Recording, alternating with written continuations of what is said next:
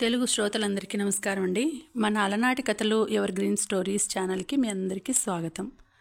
మీనా నవల వింటున్నామండి. రచన శ్రీమతి ఎద్దనపూడి సులోచన రాణి గారు. ఇక ఆలస్యం చేయకుండా మనం కథలోకి వెళ్ళిపోదామండి. వీడియో చూసిన వెంటనే లైక్ చేసి షేర్ చేసి తప్పకుండా సబ్స్క్రైబ్ చేసుకోండి. మన ఛానల్ని బెల్ ఐకాన్ యాక్టివేట్ చేసుకోండి. కృష్ణకి కూడా నాటకం చూడాలని ఉందని, కేవలం అత్తయ్యని సంతృప్తిపరచడం కోసం రాజు ఎక్కడ మానేస్తుందోననే భయంతో అలా అని ఉంటాడు. అతను ఈ పాటికి హాయిగా సర్వం మర్చి కుర్చీకి అంటుకుపోయి ఆ నాటకం చూస్తూ ఉండటంలో లీనమై ఉండవచ్చు.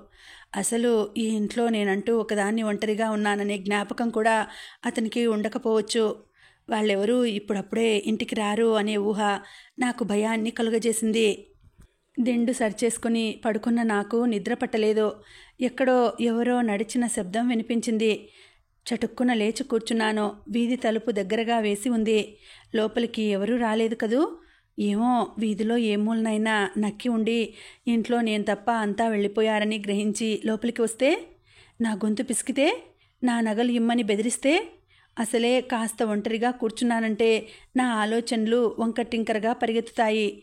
అందులో ఒంట్లో బాగాలేకపోతే మరీనో. చీకటి పడితే నాకు చచ్చేంత భయం. చూసిన ప్రతిదానికి ఏమిటో ముక్కు చెవులు ఉన్నట్టే కనిపిస్తాయి. మంచం మీద కూర్చున్న నాకు లేచి వెళ్ళి వీధి తలుపు గడియ వేసి రావాలని ఎంతగానో అనిపిస్తోంది. కానీ కాళ్ళు కదలటం లేదు. ఇంతలో ఎక్కడో ఏదో దబేలుమని పడిన శబ్దం అయింది. మంచం మీద అంతెత్తున ఎగిరిపడ్డట్టుగా ఉలిక్కిపడ్డాను. శరీరంలో అణువణువు బిగబట్టి గ్రహణశక్తిని అంతా రెండు చెవుల్లో కేంద్రీకరించి మళ్ళీ ఏదైనా శబ్దం అవుతుందేమోనని చూడసాగాను. ఏదీ వినిపించలేదు. కానీ మళ్ళీ అడుగుల చప్పుడు, దేన్నో పరపరా కోస్తున్న ధ్వని. ఎవరైనా లోపలికి వచ్చేసేయలేదు కదా. నేను మేల్కొని కూర్చున్నానని, ఏం చేయటమా అని ఆలోచిస్తూ నిలబడిపోలేదు కదా. మరి అడుగుల శబ్దం ఎందుకు ఆగిపోయింది? గదిలో లాంతరు వెలుగులో ఉన్న నాకు బయట అంతా చీకటిగా ఉండడంతో ఏం కనిపించలేదు. చివరికి ఎలాగో నాకు నేను ధైర్యం చెప్పుకొని చిన్నప్పుడు మా నాన్న చెప్పిన రాజకుమారుల సాహస కృత్యాలన్నింటినీ గుర్తు చేసుకుంటూ లాంతరు తీసుకొని ఎత్తి పట్టుకొని చూస్తూ బయట హాల్లోకి వచ్చాను. లాంతరు పట్టుకున్న నా చెయ్యి చలి జ్వరం వచ్చిన వాళ్ల చెయ్యిలా గడగడా వణుకుతూ ఉండడం స్పష్టంగా నాకే కనిపిస్తోంది. నా అనుమానం నిజమే. నేను వృధాగా భయపడలేదు. ముందు గదిలో కిటికీకి కుడిపక్కన మూలగా ఉదయం రాజేశ్వరి నాకు కప్పి ఆవిరి పట్టిన నల్లటి రగ్గు కప్పుకొని ఎవరో నిలబడి ఉన్నారు. శరీరం అంతా రగ్గుతో దాచబడి ఉంది. ఎర్రగా వికృతంగా ఉన్న రెండు కళ్ళు మాత్రం నా వైపు క్రూరంగా చూస్తున్నాయి. ఎవరది ఎవరది వణుకుతున్న కంఠంతో పిలవబోయాను. కానీ నా నోట్లోంచి మాట సరిగా రాలేదు. నేను కదిలితే నా మీదకి ఉరకాలన్నంత జాగ్రత్తగా ఆ కళ్ళు నిర్దాక్షిణ్యంగా నా వైపు రెప్పవాల్చకుండా చూస్తున్నాయి. నాకు నోట మాట రాలేదు. చెమటలు పోస్తున్నాయి. నేనిక్కడ అరిచినా చచ్చి గీపెట్టినా నన్ను ఆదుకునే నాథుడు లేడు. ఊరంతా ఆ నాటకం దగ్గరే ఉందన్న సత్యం నన్ను చిగురుటాకులా కంపించిపోయేలా చేసింది. నేను స్పృహ తప్పి పడిపోతానేమో అనుకున్నాను. ఉన్నట్టుండి తలుపులు తెరుచుకున్నాయి.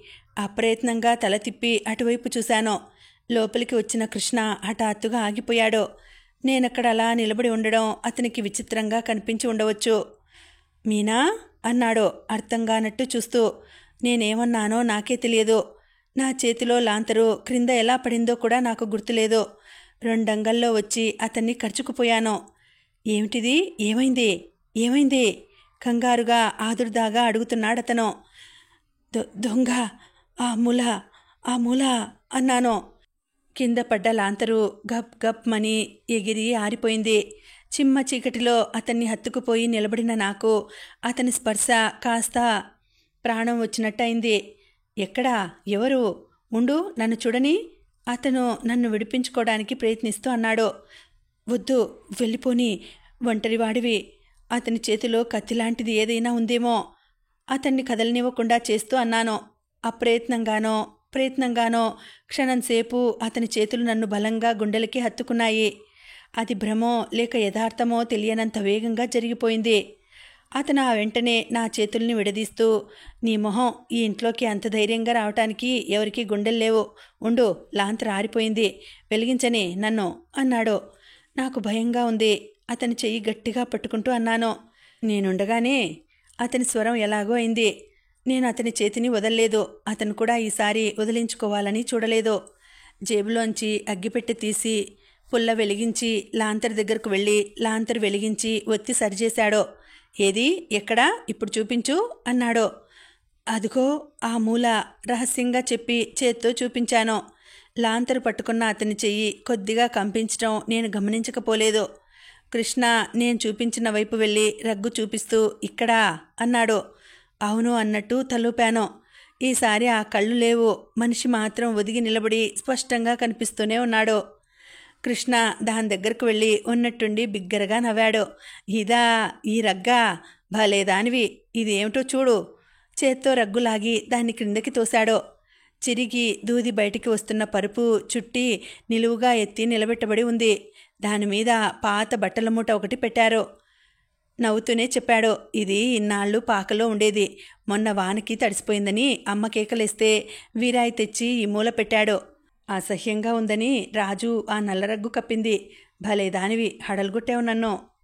నేను కళ్ళు పెద్దవి చేసి ఆ పరుపు వైపు చూశాను. అయితే ఇంత క్రితం నాకు కనిపించిన కళ్ళ మాట ఏమిటి? ఇంతలో మ్యావ్ మ్యావ్ అని వినిపించింది. ఇద్దరం అటు తిరిగి చూశాం. కుర్చీ క్రింద నుంచి నల్లపిల్లి ఇటువైపే చూస్తూ అరుస్తోంది. అవి దాని కళ్ళే. దాన్ని చూసి భయపడ్డావా? ఇంకా నవ్వుతూనే అన్నాడు కృష్ణ. నాకు కోపం వచ్చింది, అభిమానం వేసింది, సిగ్గు కలిగింది. ఇప్పుడు నన్ను వెక్కిరిస్తున్నావు. ఇప్పుడు ఇంత క్రితం లాంతరి పట్టుకున్నప్పుడు నీ చెయ్యి కంపించడం నేను చూడలేదనుకోకు అన్నాను. అది భయపడి కాదు. మరింకేమిటి? నవ్వుతున్న కృష్ణముఖం హఠాత్తుగా గంభీరమైంది. నేను వచ్చాగా, ఇక భయం లేదు. వెళ్ళి పడుకో. పద, లాంతరి తీసుకువస్తాను అన్నాడు.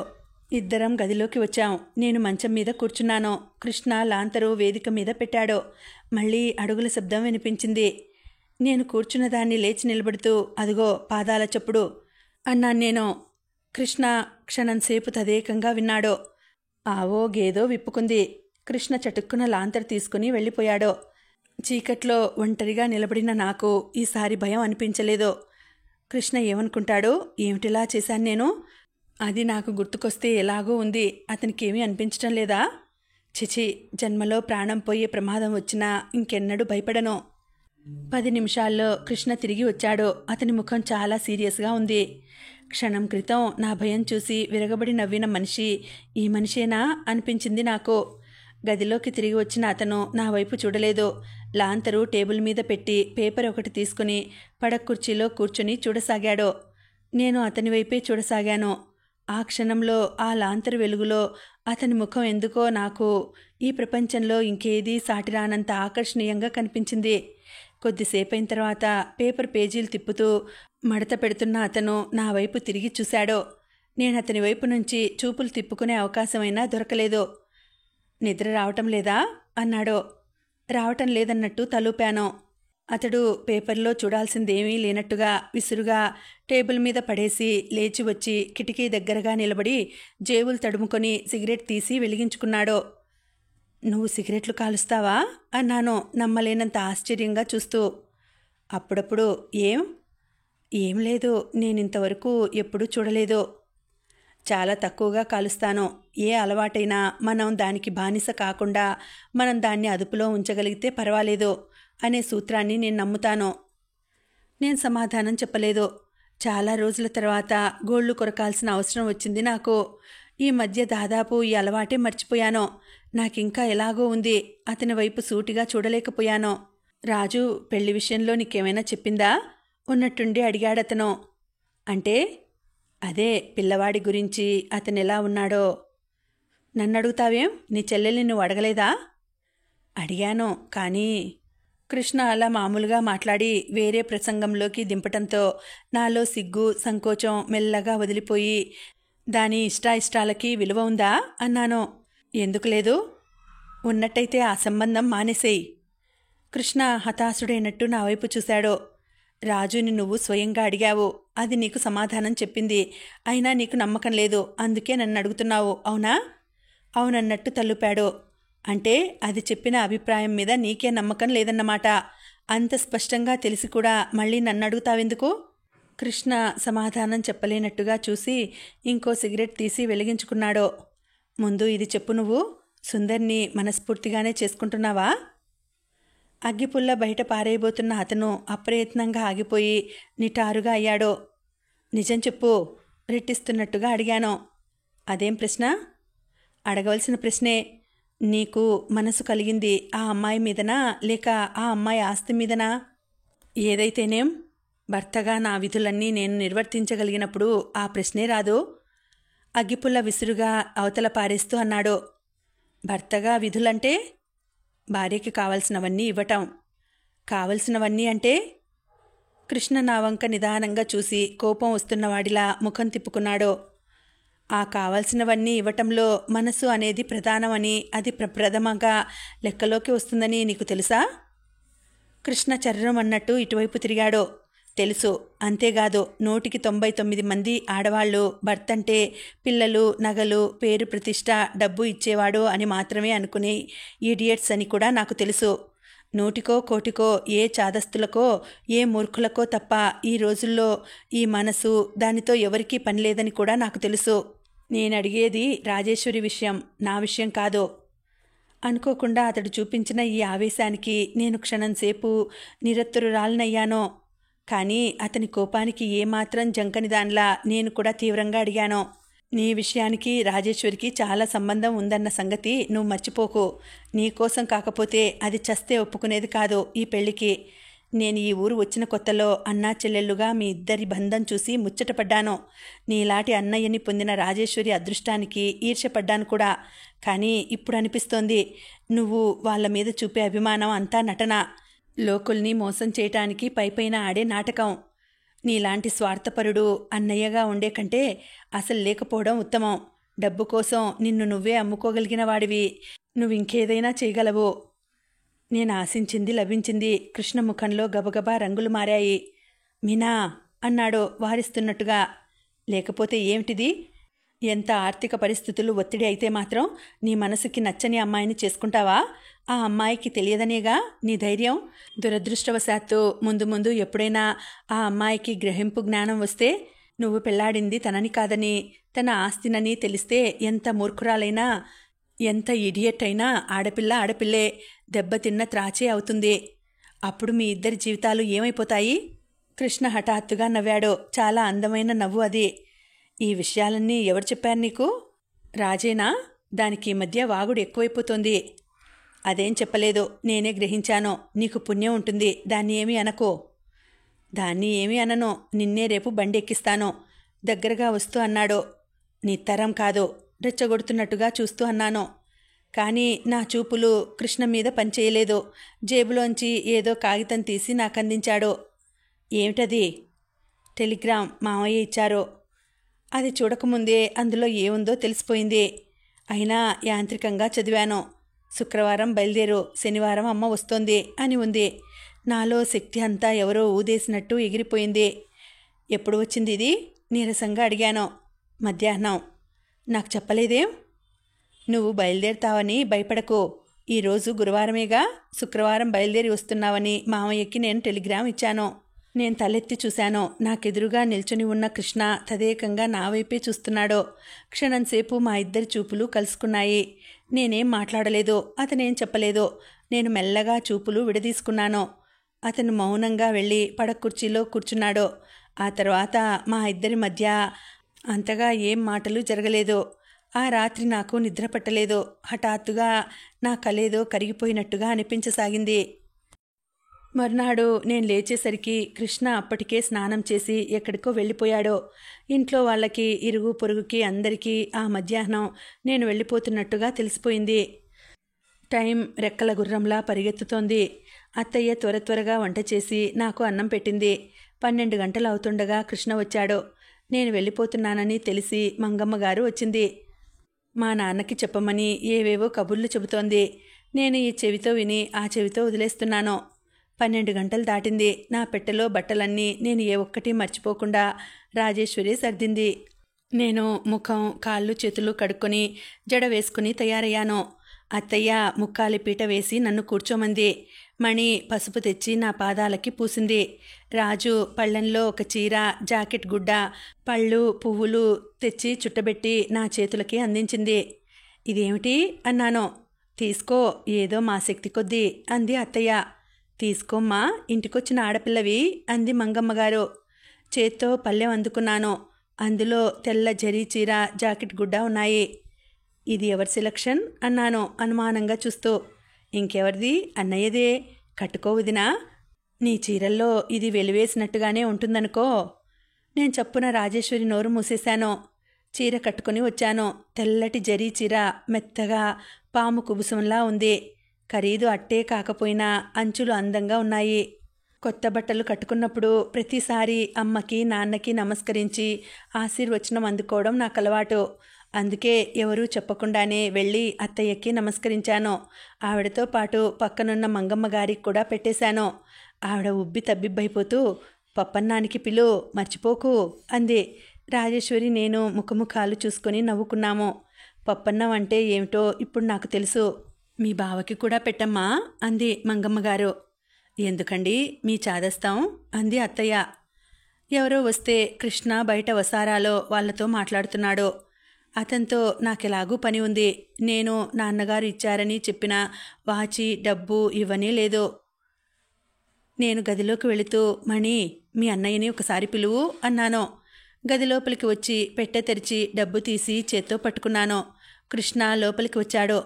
క్షణంసేపు ఇద్దరం ఒకరిని ఒకరు చూస్తూ నిలబడిపోయాం. అతని చూపులు మెరుపులా కొత్త చీరలో ఉన్న నన్ను నకసిక పర్యంతం పరిశీలించటం నేను చూడకపోలేదు. అతని కళ్ళల్లో సంతృప్తి కనిపించింది నాకు. చీర బాగుంది నీకు అన్నాడు. నేను బాగాలేదని అనలేదే అన్నాను.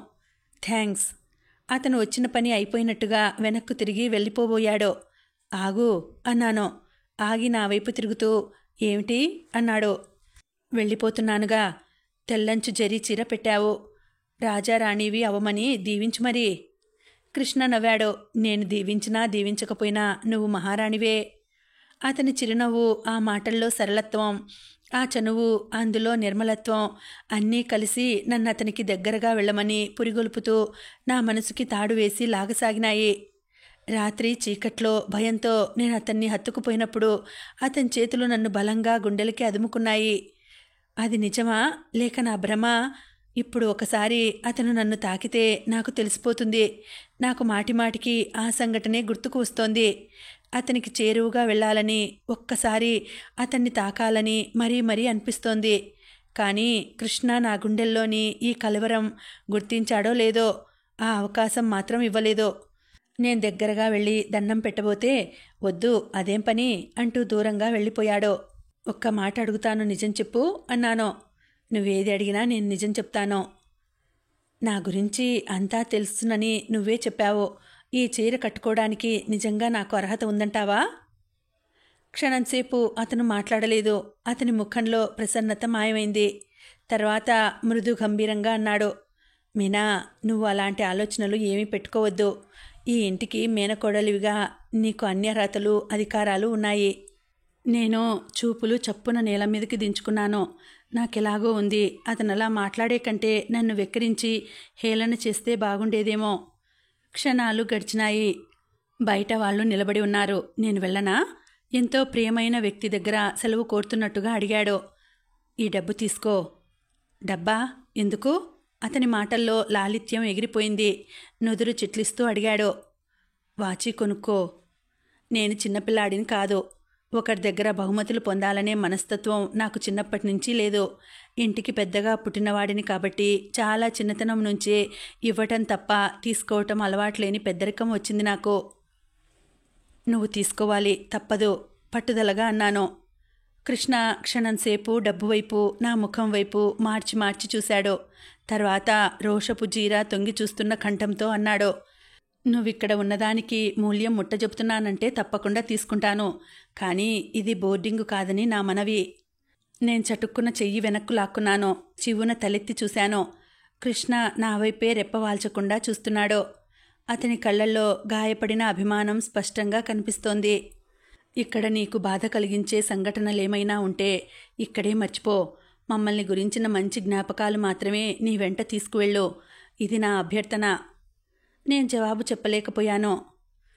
వస్తా, నేను బయట వాళ్ళు కూర్చున్నారు, వాళ్ళని పంపివేస్తే గాని నేను నీతో బయలుదేరడానికి వీల్లేదు అనేసి నా సమాధానం కోసం చూడకుండా వెళ్ళిపోయాడు. బొమ్మలా నిలబడిపోయాను. నేను మూర్ఖుడు, మితభాషి, పల్లెటూరివాడు అనుకున్న కృష్ణేనా ఇతను? ఇతనిలో ఇంత సున్నితంగా మాట్లాడగల నేర్పుందా? వదినా, ఏం చేస్తున్నావు? రాజేశ్వరి పూలదండ చేత్తో పట్టుకుని లోపలికి వచ్చింది. కనకాంబరాలు, మరువం, దవనం కలిపి కట్టిన పెద్ద మాలని మడిచి నా జడలో పెడుతూ, వదినా, మేం గుర్తుంటామా నీకు అంది.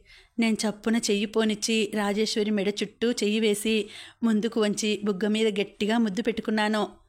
పొద్దుటి నుంచి చూస్తూనే ఉన్నాను. దాని మొహం వాడిపోయి ఎలాగో అయిపోయింది.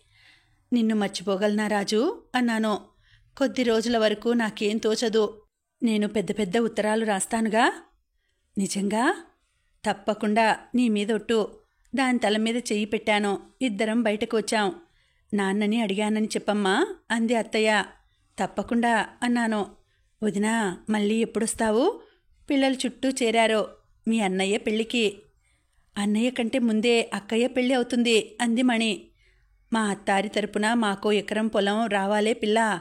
మీ నాన్న ప్లీడర్గా మీ దగ్గరికే వస్తాను దావా వేయటానికి అంది మంగమ్మగారు. బండి వాకిట్లోకి వచ్చి నిలబడింది. ఇంకా కాలేదా? ఏమిటి ఆలస్యం? టైం అయిపోతోంది అన్నాడు కృష్ణ. వచ్చినప్పటి నుంచి చూస్తున్నాను. ఎప్పుడు బండెక్కిద్దామా అని చూశావు. ఎలాగో వెళ్ళిపోతున్నాను. ఒక్క నిమిషం ఆగలేకుండా ఉన్నావు నిష్ఠూరంగా అన్నాను. వెళ్ళిపోయే వాళ్ళని ఎంత త్వరగా పంపిస్తే అంత మంచిది. దాన్ని ఉంచుకోవాలంటే మార్గం ఉంది కదరా అబ్బాయి, నువ్వే ఒప్పుకోవటం లేదు అంది మంగమ్మగారు. అత్తయ్య కోపంతో చూసింది. కృష్ణ ముఖం ఎర్రబడింది. రాజేశ్వరి మాత్రం ఏం అనలేదు. హఠాత్తుగా వాతావరణం కలుషితమైనట్లయింది. రాజు, ఎందుకే అలా ముఖం వేళ్లాడేసుకుని నిలబడతావు? పద, బండెక్కు. మీ వదినని రోడ్డు వరకు వచ్చి బస్సు ఎక్కించి వద్దువు గాని అన్నాడు కృష్ణ. ఎందుకులేరా అత్తయ్య వారించింది. పర్వాలేదు రానిమ్మా. రాజు మొహం వికసించింది. పిల్లలంతా నేను నేను అంటూ బయలుదేరారు. అందరం ఎక్కాం. బండి కదిలింది. కమలమ్మగారి మేనకోడలు వెళ్ళిపోతోంది అంటూ వీధి వాకిళ్లలో నిలబడి ఆడవాళ్లు చాలామంది చూశారు. నేను వచ్చేటప్పటి అనుభవానికి ఇప్పటికీ పోల్చి చూసుకోసాగాను. టైం ఇట్టే గడిచిపోయింది. దూరం తరిగిపోయింది. మేం బండి దిగామో లేదో బస్సు వచ్చేసింది. హడావిడిగా ఎక్కేశాను. బస్సు కదిలింది. రాజేశ్వరి, పిల్లలు క్రమంగా దూరమైపోయారు. కృష్ణ నేను ఆశించినట్టు నా పక్కన కూర్చోలేదు. నేను ఆడవాళ్ల సీట్లో నల్లగా, లావుగా, ఒంటి నిండా రాళ్ల నగలతో, టెర్లిన్ చీర జాకెట్తో చెమట కంపు కొడుతున్న ఒక ఆవిడ పక్కన కూర్చున్నాను. మేము స్టేషన్కి వచ్చేసరికి అప్పటికే రైలు వచ్చి ప్లాట్ఫారం మీద నిలబడి ఉంది. స్టేషన్ అంతా గలబాగా, సందడిగా, కోలాహలంగా ఉంది. కృష్ణ టిక్కెట్ కొని తెచ్చి నా చేతికిచ్చాడు. అతనికి డబ్బు ఇవ్వాలనిపించింది. అతని ముఖం చూసేసరికి సాహసం చాలేదు. కొన్ని పళ్ళు, పుస్తకాలు తెచ్చిచ్చాడు. నేను కంపార్ట్మెంట్లోకి ఎక్కి కూర్చున్నాను. రైలు కదలటానికి అట్టే వ్యవధి లేదు. వెళ్ళగానే మామయ్య చేత ఉత్తరం రాయించు అన్నాడు. అంతేగాని నేను రాయొద్దన్నమాట. అంత భాగ్యం మాకు లేదని తెలుసు నాకు నవ్వాడతను. నీ అంచనాలు ఎప్పుడూ సరి అవుతాయని అనుకోకు. అప్పుడప్పుడు అవుతాయి. ఈ విషయంలో తప్పకుండా అవుతుంది. ఎక్కడివాడివి నువ్వు? కనీసం మర్యాదకైనా మళ్ళీ రమ్మనమని పిలవటం లేదు? నవ్వుతున్న అతని ముఖం సీరియస్గా అయింది. స్నేహితులకి, ఆప్తులకి ఆపై మర్యాదలు అవసరం లేదని నా ఉద్దేశం. నేనిప్పుడు స్నేహితురాలనా, ఆప్తురాలనా? నీకే తెలియాలి. మాటల్లో నువ్వింత చతురుడివని కలలో కూడా అనుకోలేదు. రాజు పెళ్లికి శుభలేఖ పంపిస్తాను. వీలైతే రా. ఆజ్ఞ, విన్నపమా? ఆజ్ఞ అయితే శిరసా వహిస్తాను. విన్నపమైతే తీసి పారేస్తాను. స్టేషన్లో సందడి గమనిస్తున్న కృష్ణ తల తిప్పి నా కళ్ళల్లోకి సూటిగా చూశాడు. నా ఆంతర్యంలో అసలు భావం దేనికో పసిగట్టి జాగ్రత్త పడుతున్నవాడిలా, ఆజ్ఞ ఎప్పటికీ కాదు, విన్నపమే అన్నాడు. అయితే రాను నేను అన్నాను కోపం వచ్చినట్టు పెదవులు ముడుస్తూ. ఆఖరి నిమిషంలో కూడా నా మీద అలుకేనా? నీ పేరు సత్యభామ అని పెట్టాల్సింది. మీ వాళ్ళు బావుండేది అన్నాడు. అవునవును, నీ పేరుకు జోడీ సరిగ్గా సరిపోయేది. హఠాత్తుగా ఆగిపోయాను. నేనేమంటున్నానో అనేసిన తర్వాత గాని గుర్తుకు రాలేదు నాకు. సిగ్గుతో ఎర్రబడిన ముఖాన్నే తదేకంగా చూస్తూ వినోదంగా పాఠం నేర్పుతున్నట్టుగా అన్నాడు కృష్ణ. చూసావా, ఎక్కువగా మాట్లాడటం వల్ల అప్పుడప్పుడు ఎలాంటి ప్రమాదాలు ఎదురవుతాయో. రైలు కదలటానికి కూత వేసింది. ఇద్దరం హఠాత్తుగా చుట్టుప్రక్కల ఉన్న సందడిని సర్వం మరచి ఒకరిని ఒకరు ఇక మళ్ళీ ఈ జీవితంలో కలుసుకోలేమేమో, ఇదే ఆఖరి చూపని తెలుసుకున్న ఆప్తమిత్రుల్లా చూసుకున్నాం. అతను ఏదైనా చెబుతాడేమోనని ఎదురు చూస్తున్నాను నేనేమైనా మాట్లాడతానేమోనని వేచి చూస్తున్నాడతను. ఇద్దరి ఆంతర్యాల్లో ఒకే భావం ఉంది. కానీ ఎవరికి వారే బయటపడడానికి ఒకరికి అభిమానం, మరొకరికి సంకోచం అడ్డు వచ్చినాయి. రైలు కదిలింది. చివరికి నేనే సంకోచం వదిలించుకొని చెయ్యి జాచాను. అతను అందుకోబోయాడు, కానీ అందలేదు. రైలు కదలటంతో నేనున్న పెట్టే ముందుకు జరిగింది. అతను వెనుకకి మిగిలిపోయాడు. రైలు వేగం అందుకుంది. అతను గబగబా 4 అడుగులు ముందుకు వస్తే నా చెయ్యి అంది ఉండేది. కానీ ఏ కారణం చేతనో అతను అలా చేయలేదు. జేబురుమాలు తీసి ఊపాడు. నేను చెయ్యి ఊపలేదు. ఆశాభంగం పొందిన దానిలా అలాగే కూర్చుని చూడసాగాను. కృష్ణ క్రమంగా దూరమై జనంతో పాటు కలిసిపోయాడు. ఏమి ఈ విచిత్రం, నువ్వు మళ్ళీ ఈ రైల్లోనే వస్తున్నావా? ఉన్నట్టుండి వెనక నుండి వినిపించింది. ఉలిక్కిపడి తిరిగి చూశాను. రవ్వల దుద్దులతో, ముక్కు పుడకతో, నీలం రంగు పట్టుచీరతో అరవమామి. నేను నవ్వాను. ఆవిడ ఆప్యాయంగా నా పక్కన వచ్చి కూర్చుంది. నేను కంపార్ట్మెంటులో ఎక్కేసరికి ఆవిడ బాత్రూంలోకి వెళ్ళడం వల్ల నన్ను చూడలేదు. కూతుర్ని చూసి తిరిగి వస్తూ బెజవాడలో వాళ్ళ అక్క కూతుర్ని చూడటానికి దిగిందట. వచ్చి 2 రోజులైందట. కనకదుర్గమ్మ దర్శనం చేసుకుందట. ఏవేవో చెబుతోంది. కానీ అవేవీ నా చెవికి ఎక్కటం లేదు. నాకు చెప్పలేనంత నీరసంగా ఉంది. భరించరానంత అలసటగా అనిపిస్తోంది. మినుకు మినుకుమంటున్న లైట్లతో విజయవాడ దూరం అవుతున్న కొద్దీ నా పంచరంగుల సుందర స్వప్నం ఏదో కరిగిపోయి నేను బలవంతంగా, అయిష్టంగా, తప్పనిసరిగా ఈ లోకంలోనికి వస్తున్నట్టుగా అనిపించసాగింది. వరంగల్లు యువతల గూడ్స్ బండి ఒకటి పట్టాలు తప్పటంతో నేను వెళ్లాల్సిన ట్రైన్ 6 గంటలు లేట్ అయింది. అరవమామి 4-5 సార్లు తాంబూలం సేవించి వేదాంతం మాట్లాడడం ప్రారంభించింది. నాకేమిటో కాలమే ఆగిపోయినట్టుగా అనిపించింది. కడుపులో చెప్పలేనంత ఆకలిగా ఉండడంతో నిమిషం ఒక యుగంగా గడిచింది. అందరూ అలసటగా, విసుగ్గా, నిస్సహాయంగా కూర్చున్నారు. ఇంకో 15 గంటలో రైలు కదలకపోతే మాలో కొంతమందికి పిచ్చెక్కి ఉండేదేమో. కానీ ఆ ఇబ్బంది రానివ్వని బుద్ధిమంతురాల్లా మా సహనానికి అంతు కనుక్కొని రైలు మళ్ళీ బయలుదేరింది. సికింద్రాబాద్ స్టేషన్కు దగ్గరగా వచ్చేస్తోంది. నాకు తెలియకుండానే నా గుండె నిండా దిగులు పేరుకోసాగింది. అడవిలో స్వేచ్ఛగా తిరిగిన పక్షి పంజరంలోకి వెళ్తున్నట్టుగా ప్రాణం రెపరెపలాడింది. నిమ్మలూరులో నేను గడిపింది చాలా కొద్ది రోజులే. కానీ ఆ కొద్ది రోజుల్లోనే నేను మరో జన్మ ఎత్తి చాలించినట్టుగా అనిపిస్తోంది. నీ ముఖం వాడిపోయింది, చాలా బడలికగా ఉన్నట్టుంది కదూ అంది మామి. నేను నవ్వు తెచ్చిపెట్టుకుంటూ అవునన్నట్టు తలూపాను. నాతో పాటు సికింద్రాబాద్లో దిగిపోరాదు నువ్వు కూడా అంది ఆవిడ. చాలా ఆలస్యమైందని సరాసరి ముందు సికింద్రాబాద్లో స్టేషన్కి దగ్గరగా ఉన్న చెల్లెలింటికి వెడతానని చెప్పింది. నాకు నాంపల్లి టికెట్ ఉంది అన్నాను. చాలా ఎండ ఎక్కింది. ఇక్కడి నుంచి అక్కడికి వెళ్ళేసరికి ఇంకా ఆలస్యం అవుతుంది. మా నాన్న అక్కడికి కారు తీసుకువస్తారు. ఓ అలాగా, మీ నాన్నగారిని అడిగానని చెప్పు. మీ ఇద్దరూ మర్చిపోకుండా ఒకసారి మా ఇంటికి రండి. అప్పటికి ఆవిడ అలా ఆహ్వానించడం 10వ సారో 12వ సారో. నేను అలాగే అన్నట్టు తలూపాను. రైలు సికింద్రాబాద్ స్టేషన్లోకి వచ్చి ఆగింది. తన కోసం ఎవరైనా వచ్చారేమోనని తల బయటకు పెట్టి చూస్తున్న మామి హఠాత్తుగా నా వైపు తిరుగుతూ, అరుగో మీ నాన్నగారు ఇక్కడికే వచ్చేశారు అంది. బెర్త్ మీద కూర్చుని ఉన్న నేను కిటికీలోంచి తల బయటకు పెట్టి చూశాను. నిజమే, నాన్న నా కోసం ప్రతి పెట్టెలోకి చూస్తూ గబగబా నడిచి వస్తున్నారు. ఆయన దృష్టి నా వైపు తిరిగేలా నేను చెయ్యి ఊపాను. ఆయన 2 అంగల్లో వచ్చినట్టుగా మా దగ్గరికి గబగబా వచ్చారు. నాన్నగారి వెనుక మా పాత డ్రైవర్ నారాయణ ఉన్నాడు. నాన్న పెట్టెలోకి ఎక్కి నారాయణతో నా పెట్టే బెడ్డింగ్ చూపించి, అవిగో అవి తీసుకో అన్నారు. నమస్కారం బాబుగారు, బాగున్నారా? మామీ పలకరించింది. ఆయన చివ్వున పక్కకు తిరిగారు. మామీని చూడగానే ఆయన కళ్ళల్లో స్నేహవాత్సల్యాలు తొంగి చూసినాయి.